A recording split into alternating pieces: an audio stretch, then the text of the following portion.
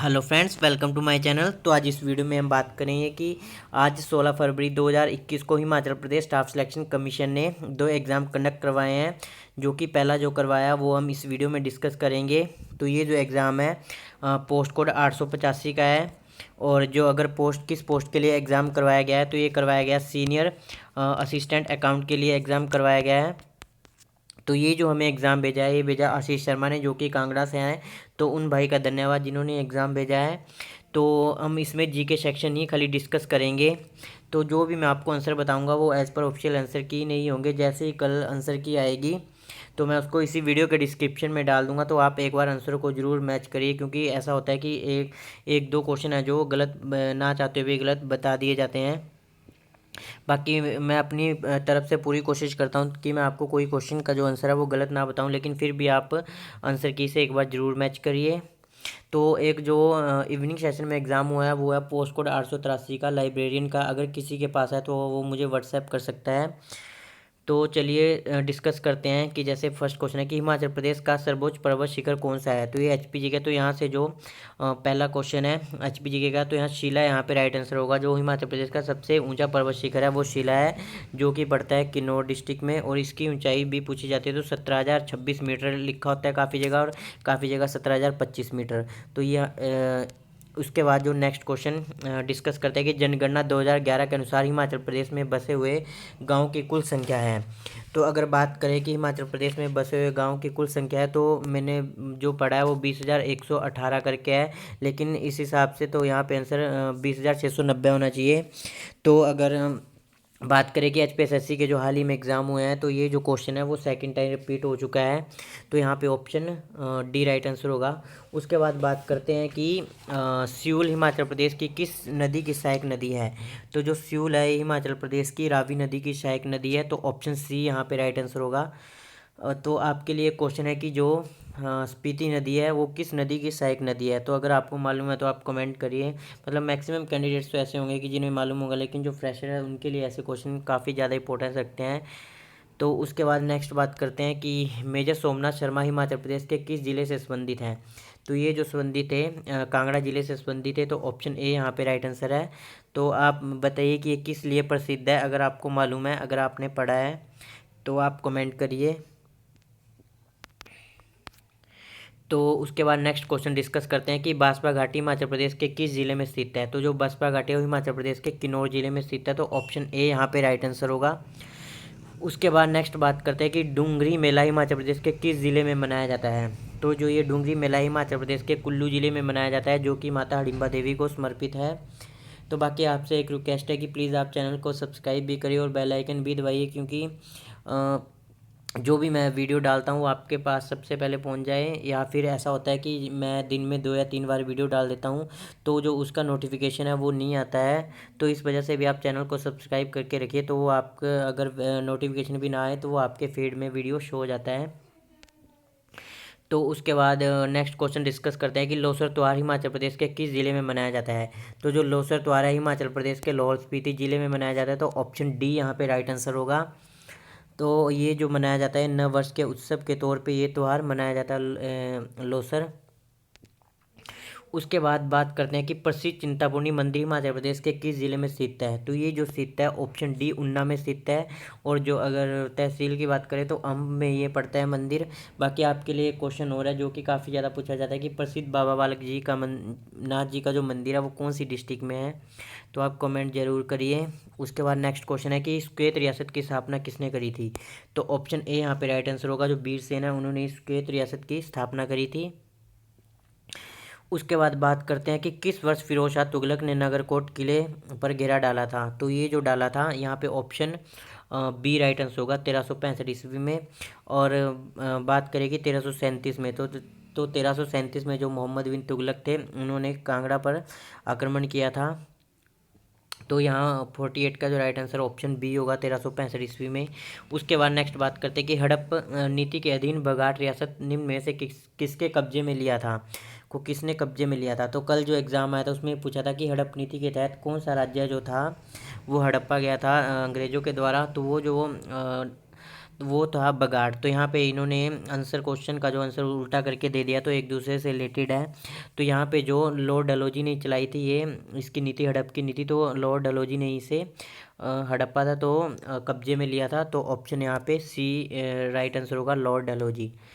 उसके बाद बात करते हैं कि चंबा सेवक संघ की स्थापना किस वर्ष हुई थी। तो जो चंबा सेवक संघ की स्थापना हुई थी वो 1936 ईस्वी में हुई थी। तो ऑप्शन बी यहाँ पे राइट आंसर है। तो ये भी रिपीटेड क्वेश्चन है।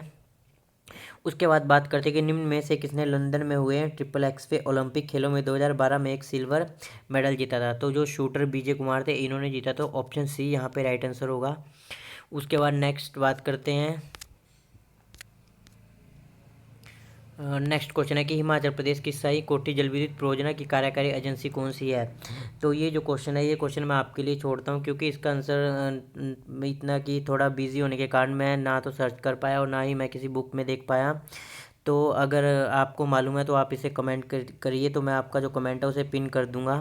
उसके बाद नेक्स्ट बात करते हैं कि किसे लोकप्रिय रूप से एशिया का आड़ू का कटोरा कटोरा से जाना जाता है। तो ये जो क्वेश्चन है अभी 1-2 दिन पहले भी एग्जाम में देखने को मिला है। तो जो सिरमौर की एक, उसमें मैंने ऐसे बोल दिया था कि तहसील ये उप संभाग है जो कि सिरमौर ज़िले में है। तो राजगढ़ ऑप्शन ए यहाँ पे, जिसे कि एशिया का आड़ू का कटोरा के नाम से जाना जाता है। उसके बाद नेक्स्ट बात करते हैं कि यहाँ से जो शुरू होता है करंट अफेयर शुरू होता है। तो फायर सेफ्टी कॉप नामक अग्नि सुरक्षा अनुमोदन के लिए ऑनलाइन प्रक्रम शुरू करने वाला प्रथम भारतीय राज्य हाल ही में कौन सा बना है।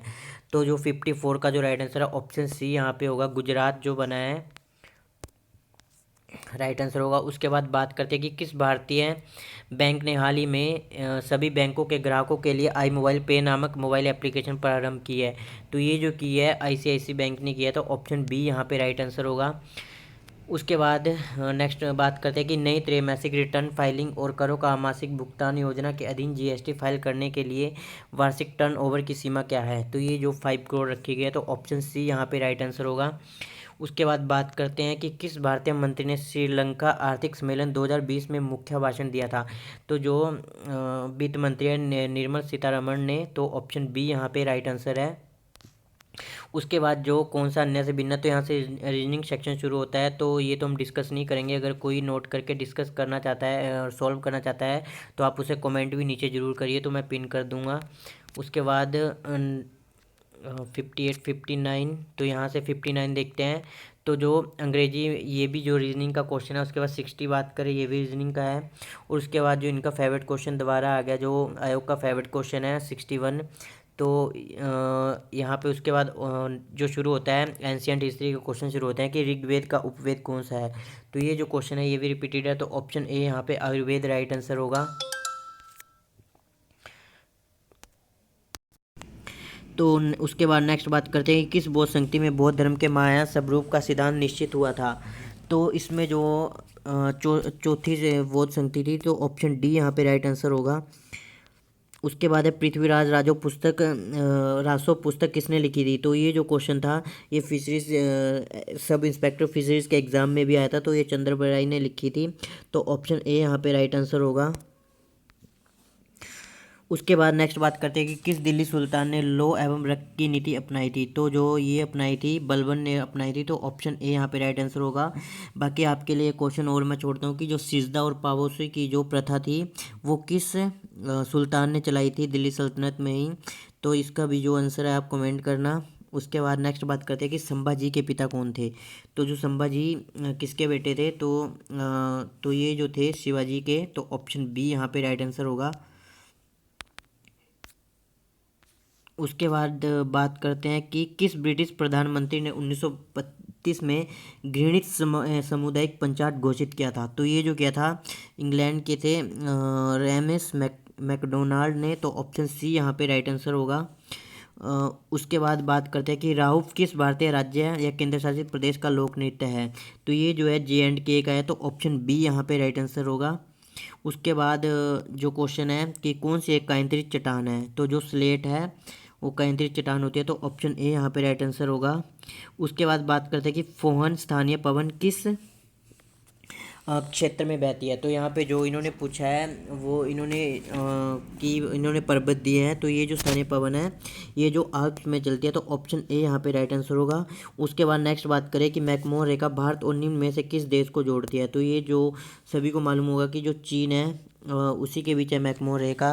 बाकी अगर बात की जाए कि जो ये जो टोटल है, ये अगर देखा जाए कि जो अरुणाचल प्रदेश है और चीन है उसी के बीच की जो रेखा को, मतलब एक्चुअल में जो बात करें तो उसी को ही मैकमोहन रेखा बोला जाता है।